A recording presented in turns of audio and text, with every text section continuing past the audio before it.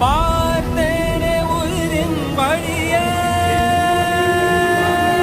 யார் கண்ணும் காணா முகமே